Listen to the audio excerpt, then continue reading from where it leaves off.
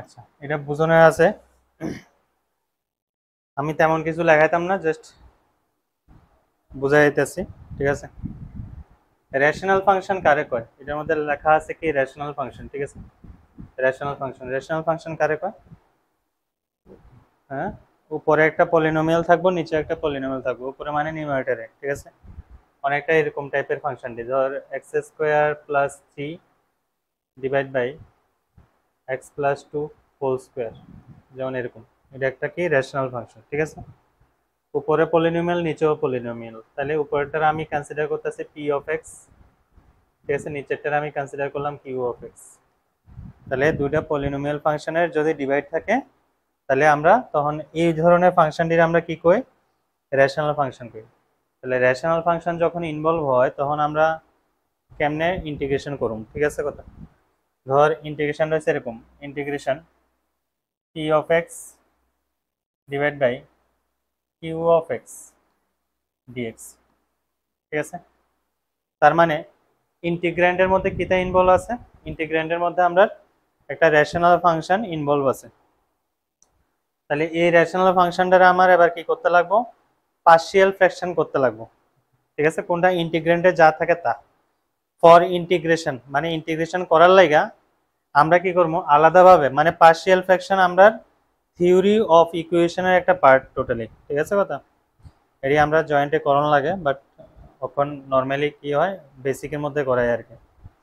তো theory of ইকুয়েশনের মধ্যে পার্শিয়াল ফ্র্যাকশনটা থাকে, ওই পার্শিয়াল ফ্র্যাকশনের প্রসেসটা আমরা ইউজ করবো জাস্ট ইন্টিগ্রেন্ডের মধ্যে।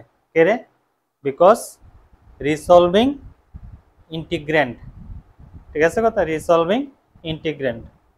ঠিক আছে, তো ইন্টিগ্রেশন লাগে পার্শিয়াল ফ্র্যাকশন করতে লাগবে। পার্শিয়াল ফ্র্যাকশন কোন সময় করুন, কন্ডিশনটা কিটা। ঠিক আছে কথা, কন্ডিশনটা হচ্ছে যে degree of P of x. ঠিক আছে, degree of P of x, কারণ অলরেডি আমরা কিন্তু কিরকম রেশনাল ফাংশনের করছি, কিন্তু অলরেডি আমরা আগে করছি, কিন্তু রেশনাল ফাংশনের ইন্টিগ্রেশন করছি, মনে আছে না? উপরের ডিগ্রি বড় নিচে ডিগ্রি ছোট হলে আমরা করতাম না, তখন ডিভাইড করতাম, করতাম নিয়ে প্রথম দিকে আছে খাতার মধ্যে লেখা আছে দেখিস। ঠিক আছে, তখন আমরা অলরেডি করে রাখছি। বাট এখন কি তো কি হতে লাগবো, পার্শিয়াল ফ্র্যাকশন তোরা কেমনে বুঝবি কোন সব পার্শিয়াল ফ্র্যাকশনে যাবো আমরা, degree of P of x less than degree of Q of x. মানে পার্শিয়াল ফ্র্যাকশনের জন্য আমার দিস ইজ, এটা হবো আমার কি মেইন কন্ডিশন। ঠিক আছে কথা, মানে কি উপরের ডিগ্রিটা নিচের ডিগ্রির থেকে ছোট হইতে লাগবো সবসময়, পার্শিয়াল ফ্র্যাকশন তখনই করুন। ঠিক আছে, আর otherwise if degree of p of x greater than degree of g of x, sorry q of x, then divide p of x by q of x। ঠিক আছে, তখন কি করতে লাগবো আমার, যদি এরকম ডিগ্রি যদি বড় হয় p of x, মানে নিউমারেটরের পলিনোমিয়ালের ডিগ্রি যদি বড় হয়, তখন আমার কি করতে লাগবে, ডিভাইড করতে লাগবে। এটা তো আগেও কইছিলাম। ডিভাইড করলে এটা কি ফরম্যাটে আইব, ডিভাইড করার পরে ফরম্যাটটা কেমন হইব, ফরম্যাটটা হইব এরকম যে P of x divide by Q of X, তো তখন ডিভাইড করার পরে কি হবো R of X plus something G of x divide by Q of X. তখন ঘটনা কি দাঁড়ায়, এই যে এটা আছে না, এটা আবার কি হবে পার্শিয়াল ফ্র্যাকশনে লাগবে, তখন এটা ডিগ্রি ছোট থাকবো কিন্তু এটা বড় থাকবে। মাথা ঢুকছে কি হয়েছে? তাহলে আমরা ফার্স্ট অফ অল কাজ হচ্ছে কি, আমরা মানে কি করতে লাগবো, কোন একটা ইন্টিগ্রেশনে যদি ইন্টিগ্র্যান্ডের মধ্যে এরকম রেশনাল ফাংশন থাকে, তাহলে আমরা we go for partial fraction only for integrand. ঠিক আছে, this is a process to resolving integration. ঠিক আছে, এটা ইন্টিগ্রেশনের একটা পার্ট, কিন্তু এটা ইন্টিগ্রেশনের মধ্যের কোনো কাজ না কিন্তু। ঠিক আছে, যেমন সাবস্টিটিউশন আমরা ইন্টিগ্রেশনের মধ্যে ইউজ করছি, তো এরকম না, এটা জাস্ট ইন্টিগ্র্যান্ডের মধ্যে আমরা এই কাজটা করব। Degree of P of x আর degree of Q of x, যদি পি অফ এক্স এর ডিগ্রি যদি পি অফ এক্স এর ডিগ্রিতে ছোট হয়, দেন আমরা ইউজ করবো পার্শিয়াল ফ্র্যাকশন।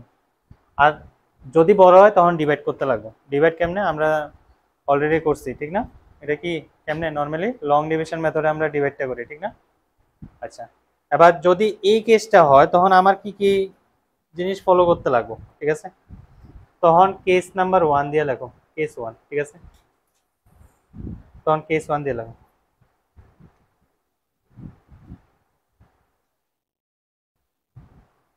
ঠিক আছে? কেস 1 এ লেখো ইফ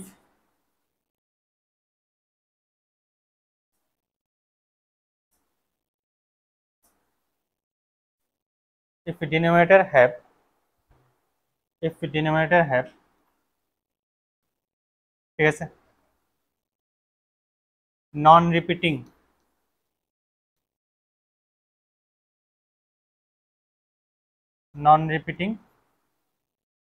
লিনিয়ার ফ্যাক্টর, যদি এবার কেস এটা আছে কিছু কিছু, যদি ডিনোমিনেটর কি থাকে নন রিপিটিং লিনিয়ার ফ্যাক্টর, এটা মানে কি দ্বারা ডিনোমিনেটর মানে নিচেরটা কিউ অফ এক্স, মানে কিউ অফ এক্স এর জায়গায় যদি এরকম থাকে নন রিপিটিং লিনিয়ার ফ্যাক্টর মানে এরকম আর কি, x minus alpha 1 into x minus alpha 2 into x minus alpha 3 dot dot dot, এই টাইপের যদি কোনো ফ্যাক্টর যদি থাকে, অবভিয়াস কথা নিচে যদি পলিনোমিয়াল হয়, কোনো পলিনোমিয়ালের তো ফ্যাক্টর থাকে না, মনে আছে না এটি ক্লাস 9 এর ব্যাপারে, ঠিক না? পলিনোমিয়ালের মধ্যে কি থাকে, ফ্যাক্টর থাকে।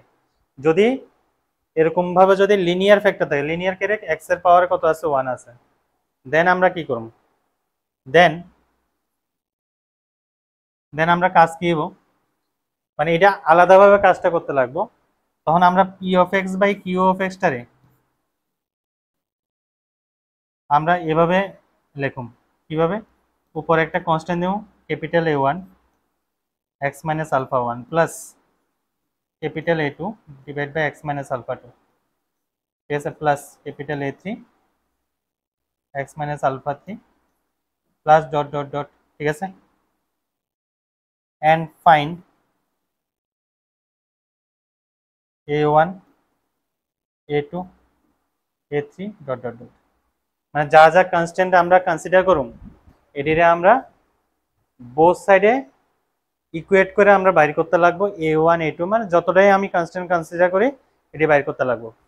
বাইর করার পরে এটির মধ্যে মানে ইডার পরিবর্তে, ঠিক আছে, ইডার রেসপেক্টে আমি যদি দেখি তাহলে ইডারের রেক্স এরকম, আর তোমরা কাজ করে আমরা A1 A2 A3 যা যা কনস্ট্যান্ট থাকে সব বাইর করবো, ফার্দার এই জায়গার মধ্যে পুট করলে ইডা মানে ইডা হয়ে যাবে না, দেন আমরা ইডারে ইন্টিগ্রেশন করবো, নট ইডা, কারণ ইডা মানেই ইডা। বুঝতে পারছি না?